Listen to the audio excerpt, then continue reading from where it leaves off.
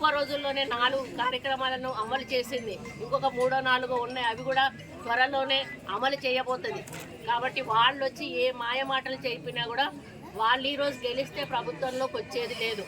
వాళ్ళు ఎందుకు గెలవాలి అంటే 4-5 సీట్లు గెలిస్తే కేంద్రానికి అమ్ముకోవచ్చు అన్నట్టు. ఎందుకంటే బీజేపీ వాళ్ళకి అమ్ముకుంటే ఆడ ప్రభుత్వం వస్తుంది.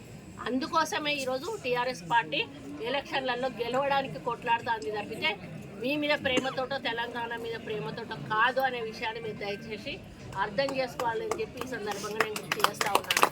కాబట్టి ప్రతి ఒక్క నాయకుడికి, కార్యకర్తలకు, ప్రజలకు, ఇక్కడ వచ్చిన అధికారులకు అందరికీ కూడా ధన్యవాదాలు తెలియజేస్తా ఉన్నాను.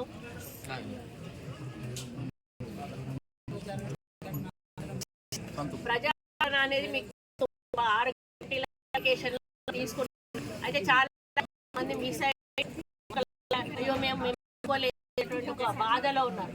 అటువంటి బాధ మీకు కంటిన్యూస్ గా సాగుతూనే ఉంటుంది. ఎప్పుడప్పుడు